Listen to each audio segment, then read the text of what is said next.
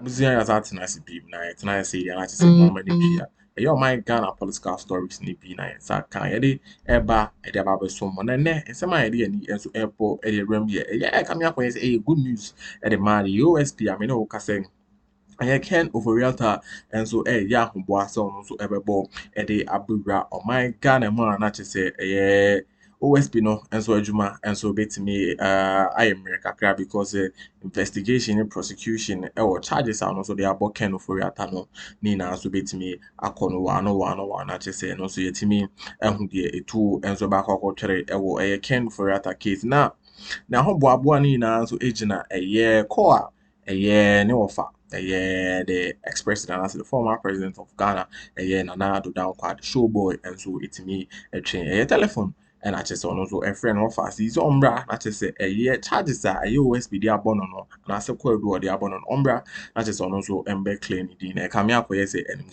no and so Addo so abusu am say bejibe nyabo area sansim plus. Yeah, so on this issue, very, very serious because somebody who has 78 cases account is being pampered. That's what I see. You think he's being pampered? He's being pampered, over pampered, because it's long overdue.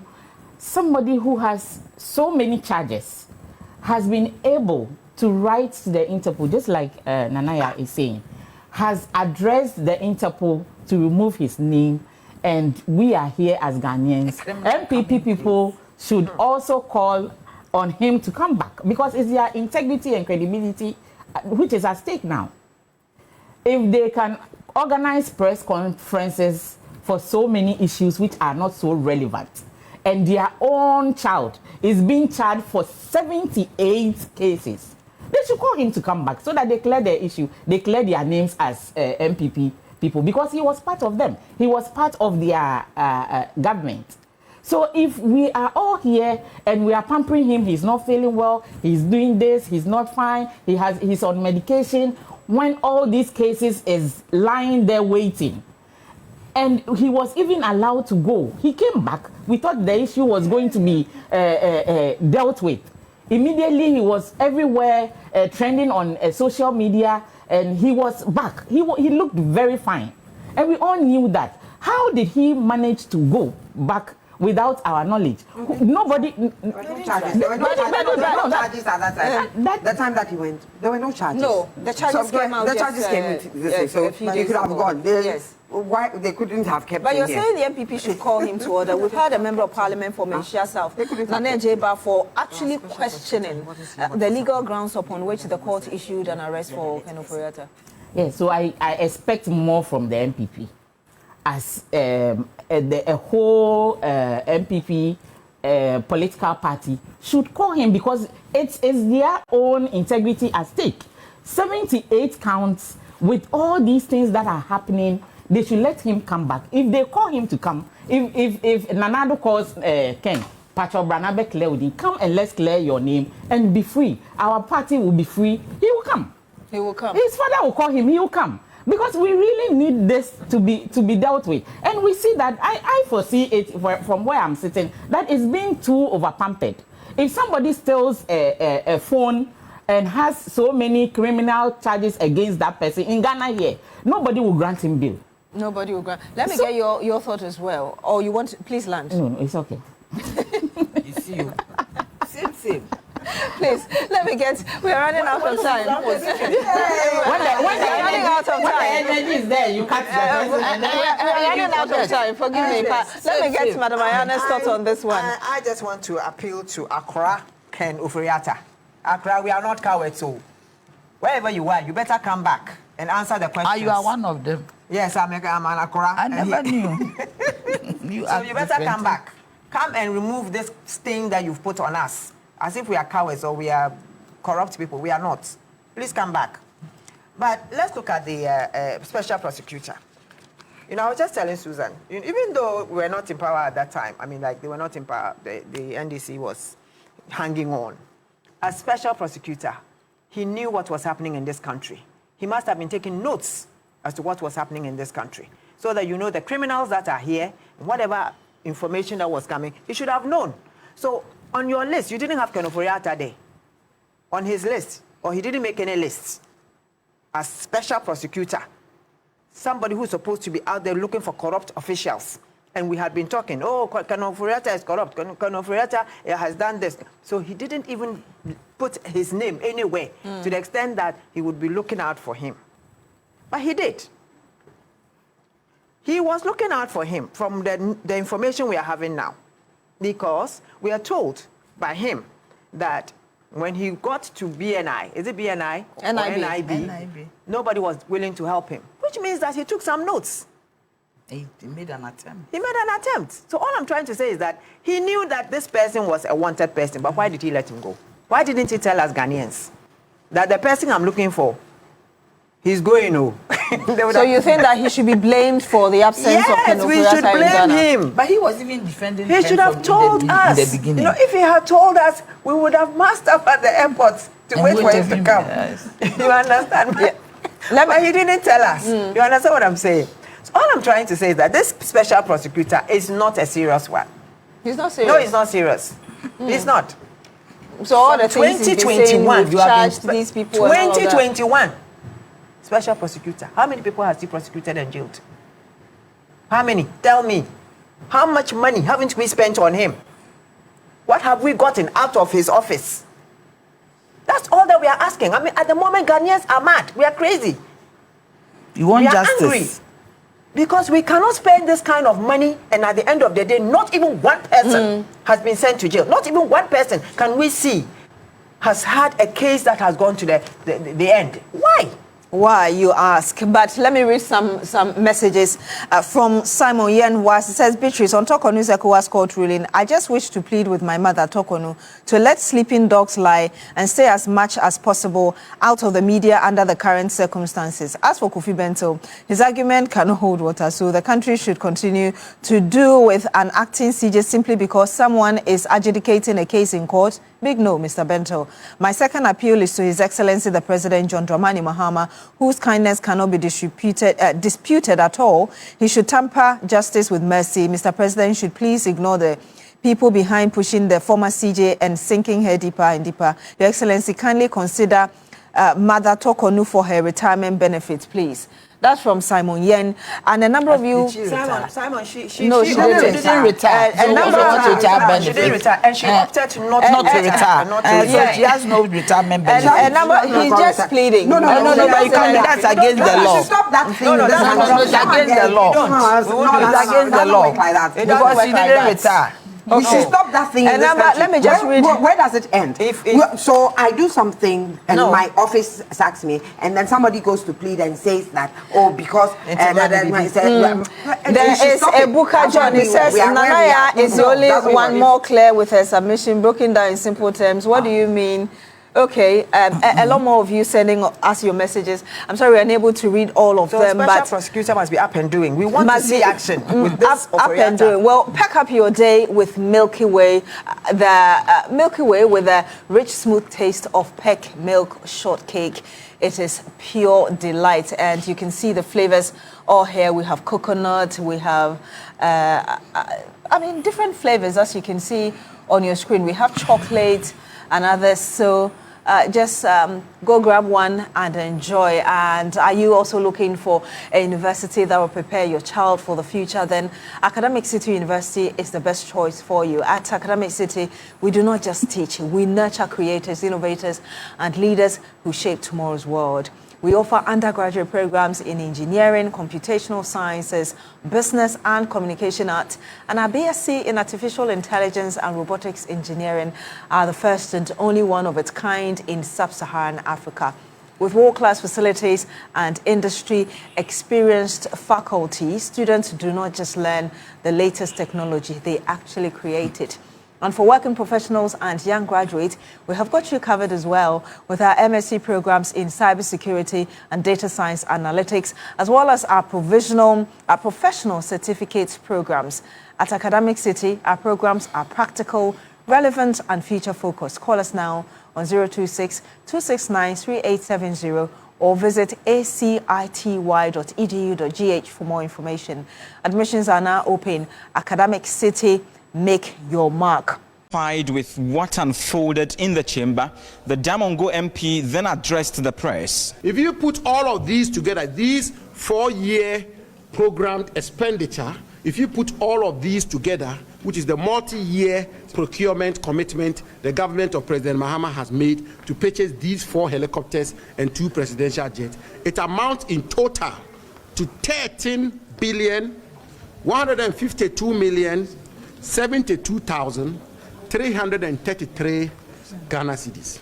If you do the conversion conservatively at the rate of 10.53, which is Bank of Ghana rate, you will get 1,249,009,718 United States dollars.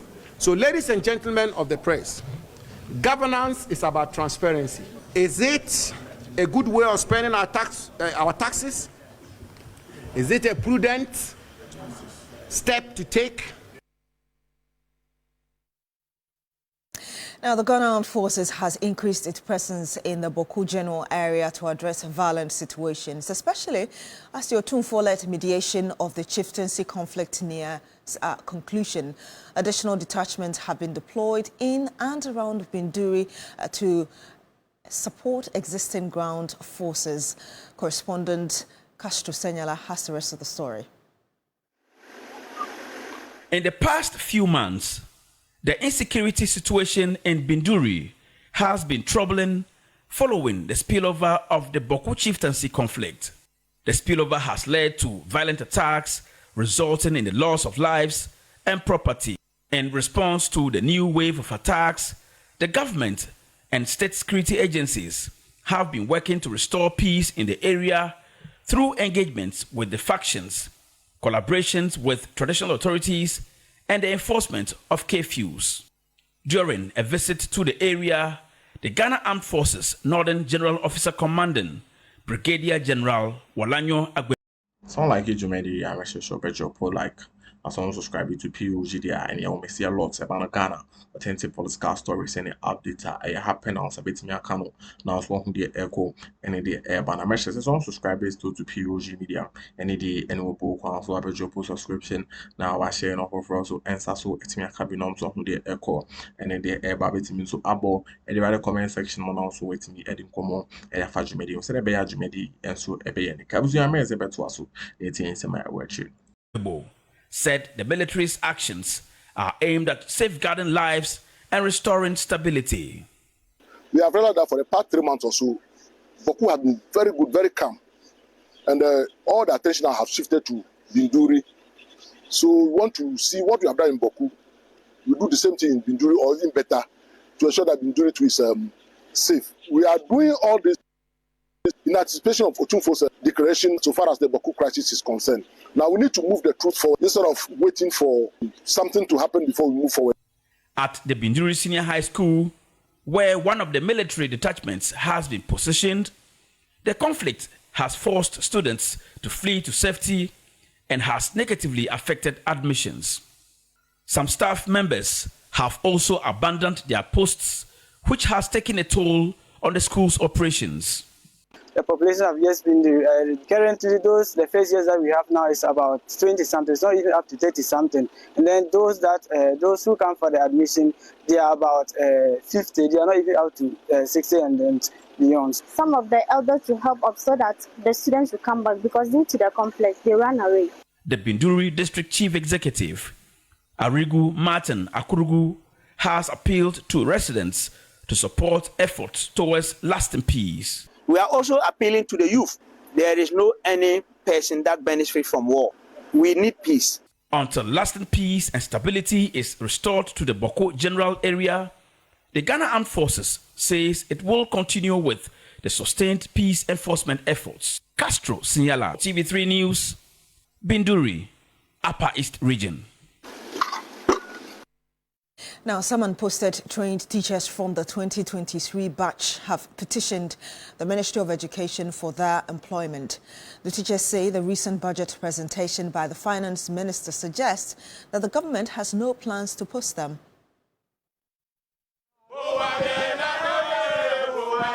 Leaders of the group say they have made numerous appeals to the Ghana Education Service, GES, but that has not yielded any positive results. We cannot stay on to next year. Maybe, we don't know. Because that was what they said. Maybe 2027 they will employ us. And we can, even that one, they are not specific. We cannot stay that long. We need immediate recruitment, like they are doing for other professionals. Since 2022, we finished college, we did our national service, wrote our ancestral exams, and we have passed. Until now, we have been in the house. And government has been saying every day that they are going to recruit us, they are going to post us. But till now, our portals are not open. And when we go for employment, people are not ready to employ. The group lamented that life has become unbearable. The academic year began in September, of which we didn't hear of anything like portal has been open for recruitment. We have served GES, Ministry of Education, Ministry of Finance, so many letters. But as you all know, with a just budget that which was read, it surprised us that on some media houses, the finance minister said that he is saving the economy. In view of that, there is not going to be recruitment for teachers next year, 2026. The expiry date on the licensure certificates is 2026, and 2026 is just at the corner. So if they are not posting us and it is going to expire, how should they expire without us working and they expect us to renew with our money? It doesn't make sense. They later marched to the Ministry of Finance to petition the finance minister. Receiving the petition on behalf of the minister, the public relations officer of the ministry assured the group of the ministry's commitment to give them their financial clearance.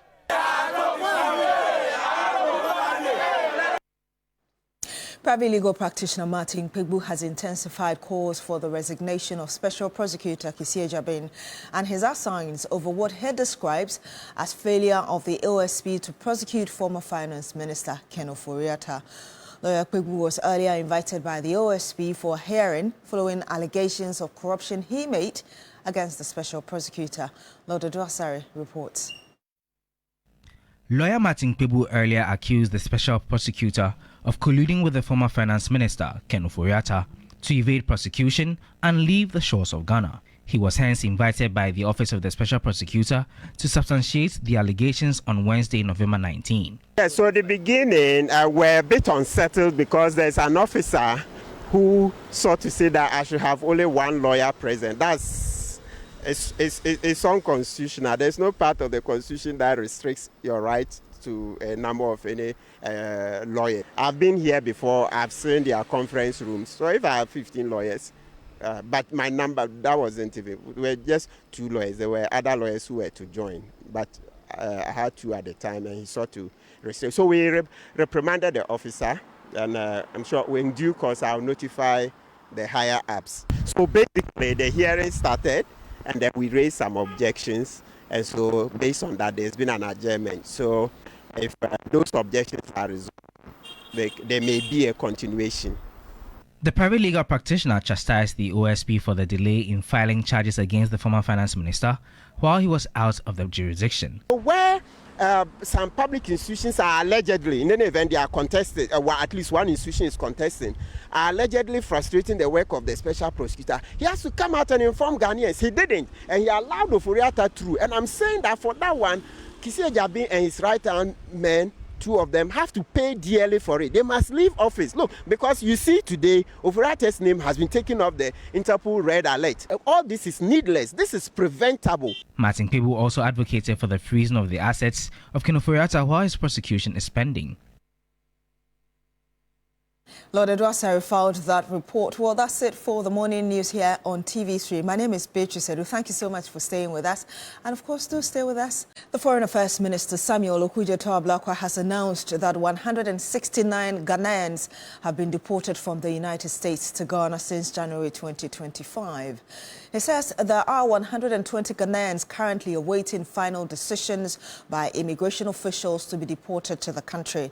Meanwhile, Mr. Ablakwa has told Parliament that Ghana has not requested monetary or material support from the United States for accepting third-country deportees.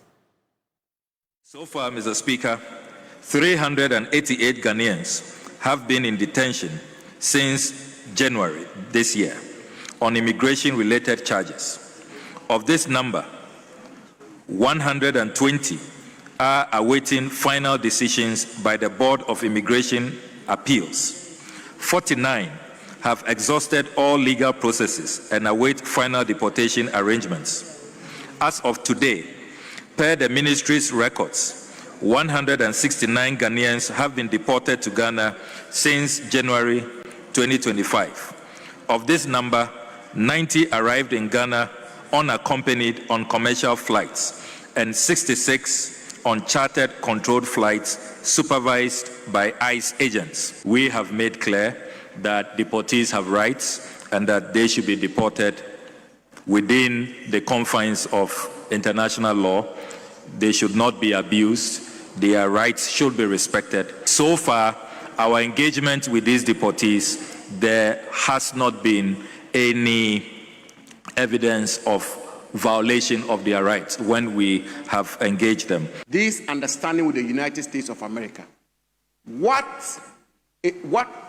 is in it for Ghana, for our national interest, and in the promotion of the public interest of Ghana? The government of Ghana has not requested any monetary support, logistical support, any material support for this intervention.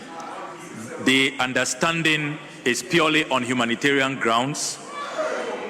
We are Pan-Africanists. These are fellow West Africans who are in distress, being detained, being treated shabbily, without dignity, and we cannot look on as Kwame Nkrumah's Ghana.